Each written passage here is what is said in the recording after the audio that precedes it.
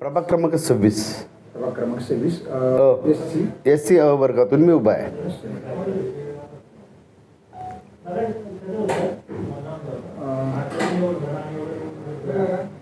अमित कांबळे. अमित सुरेश कांबळे.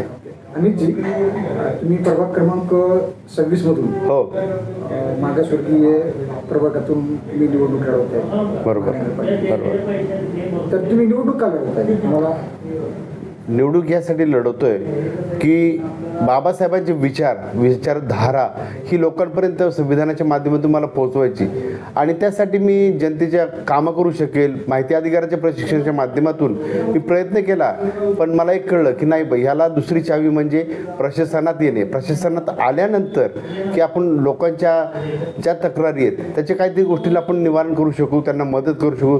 त्यासाठी मी पक्षात येण्याचा इच्छुक आहे.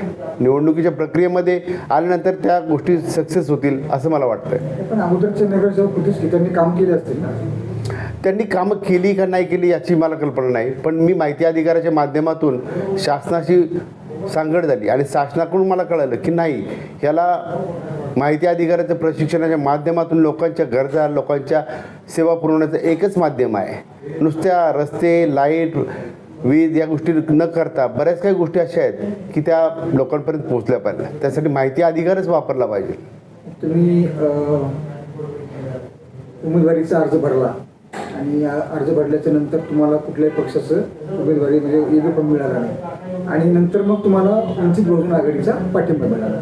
सुरुवातीलाच मी प्रयत्न केला की एक विचारधारा माझी स्वतःची होती की मला आंबेडकरी चळवळीत चालायचं आहे, आंबेडकरी चळवळीचा वारसा पुढे न्यायचा आहे. मग त्यासाठी मी वंचितच्या माध्यमातून प्रयत्न केला की मला ह्या पक्षाच्या माध्यमातून आपण लोकांपर्यंत जाऊ आणि लोकांची आपल्याकडं आणि बाबासाहेबांच्या विचारांची धारा या पक्षात दिसली, म्हणून मी वंचित चूज केलं. पण प्रयत्न करत असताना मला अशा तक्रारी अडचणी आल्या की जेणेकरून मी वैतागलो, हताश झालो की मला अरे मी कुठं कमी पडतोय. एवढं शिक्षण घेतलं आहे, लोकांच्या गरजा पुरवण्याचा मी प्रयत्न करतोय, पण मला अपयश यायला लागलं, वेळोवेळी अपयश. अगदी 30 तारखेला 3 वाजायला 10 मिनटं कमी असताना मला फोन आला, म्हणजे प्रयत्न करून, की तुला तिकीट नाही देणार. तर मी ह्या प्लॅननी आधीच तयार होतो की म्हणलं आपल्याकडे ऑप्शन असलं पाहिजे, म्हणून मी दुसरा फॉर्मही अर्ज बरोबर ठेवला होता आणि तो मी दाखल केला. त्यामुळे माझे दोन्ही अर्ज मंजूर झाले. नंतर तुम्हाला कसं मिळालं पाठिंबा कसा? नंतर मी म्हणलं की आता वंचितचं जर ए आणि ब मिळालं नाही, मग आपण काय केलं पाहिजे, तर वंचितची सहानुभूती आपल्याबरोबर असली पाहिजे, कारण आपली विचारधारा ती आहे. म्हणून मी त्या सर्व जे कोणी अधिकारी माझे ओळखीचे होते वंचितच्या माध्यमातून त्यांना म्हणलं मला पुरस्कृत तरी पत्र द्या. मग त्यांनी मला सांगितलं पुरस्कृत देण्यामागं बऱ्याच अडचणी आहेत. म्हणलं काय अडचणी सांग, मी फॉलो करतो. मग त्यांनी मला पैशाची मागणी केली. नाही, तुम्हाला वंचितचा पाठिंबा मिळाला, मग आता कसा प्रतिसाद आहे तुम्हाला? आता मला वंचितचा पाठिंबा मिळाला. मी गवळी साहेबांकडे गेलो, शहराचे अध्यक्ष आहेत, त्यांना म्हणलं मला असं वंचितच्या माध्यमातून मला इलेक्शनच लढायचं आहे. मग त्यांनी माझी अडचणी ऐकल्या आणि माझा अर्ज घेतला आणि अर्ज दिल्यानंतर मी घरी आलो. घरी आल्यानंतर काही वेळेनंतर मला बाळासाहेब आंबेडकरांचा फोन आला. तर मी थोडं कन्फ्यूज झालो. म्हणलं हा फोन मला येणं अपेक्षित नाही, म्हणजे स्वप्नातसुद्धा मला वाटलं नाही की साहेबांचा एक सामान्य माणसाकडे फोन जाईल आणि माझा एवढा त्यांच्यापर्यंत मेसेज गेला आहे. तर मी एवढा हताश झालो की म्हणलं नाही बापरे, हे तर अवघडच गोष्ट झाली.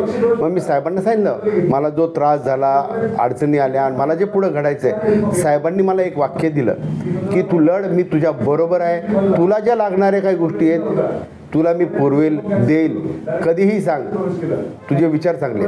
साहेबांनी जेव्हा तुम्हाला असं म्हणाले की तू लढ, मी तुझ्या पाठीशी आहे, त्यावेळेस तुम्हाला काय वाटलं? सर मी जिंकल्यासारखं झालो. मला जमीन हल्ली पायाखालची अक्षरशः, की म्हणलं मी स्वप्नात तर नाही ना, मी फील केलं स्वप्नात तर नाही ना. मी माझ्याबरोबर जे होते मी त्यांना विचारलं अरे मला साहेबांचा फोन आला, खरंच आला खरे हा फोन? तर आम्ही बघितलं फोन की साहेबांचाच फोन होता. त्यांचा तो आवाज आणि आवाजामधून मला जी उमेद मिळाली त्याचं शब्दात रूपांतर करू शकत नाही मी. आता तुम्ही ही निवडणूक लढवत आहे, काहीतरी विजन असेल ना तुमचं? हो. कोणते विजन घेऊन लढवत? मी विजन असं ठेवलेलं आहे की माझा जो प्रभाग 26 आहे, हा 26 प्रभागामध्ये ज्या काही दुर्बल घटकांकडे पोहोचण्याच्या शासनात कमी पडते, तर माझ्या माध्यमातून त्या सुविधा त्यांच्यापर्यंत पोहोचल्या पाहिजे, त्यांच्या हक्काची भाकर त्यांना मिळाली पाहिजे, यासाठी मी प्रयत्न करेन.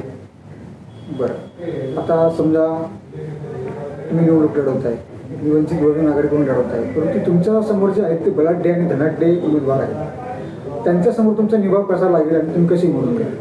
साहेब, माझ्यासमोर कोण आहे ह्याच्यापेक्षा माझ्याबरोबर कोण आहे ह्याचा विचार करून मी तो उभा आहे.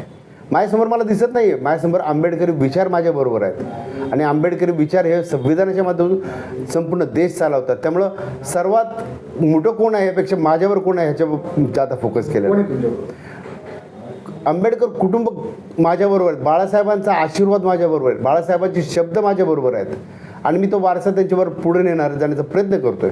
बरं, आता तुम्ही वंचित बहुजन आघाडीचे पुरस्कृत उमेदवार आहात. हो, प्रचार कसा सुरू आहे, कसा प्रतिसाद मिळतो? प्रचार खूप आणि खूप चांगला मिळतोय. मला प्रचार करत असताना सर्व जाती धर्माची लोक, माझ्या परिचयाची लोक, मी ज्या पद्धतीने लोकांपर्यंत प्रेझेंट होतो ती लोक सगळी माझ्याबरोबर आहेत आणि त्यांचं सर्वांचं मत आहे की तुझ्या माध्यमातून आमच्या प्रभागाचा, आपल्या प्रभागाचा कसा प्रचार होईल हा प्रयत्न करणार आहेत. बरं, आता तुमचं सभागृहात जाण्याचं स्वप्न आहे. हो, आणि सभागृहात जाण्यासाठी तुम्हाला मतं लागणार आहेत. येस. मग हे मतं मिळवण्यासाठी तुमचं मतदारांना काय आव्हान आहे? मतदारांना माझा एकच आव्हान आहे की त्यांनी योग्य ते व्यक्तीचं बटन दाबून त्याला प्रशासनावरती कंट्रोल करण्याचं काम, प्रशासनात लक्ष घालण्याचं काम संधी द्यावी, हीच त्यांना प्रशासनातून विनंती आहे माझी. ठीक आहे.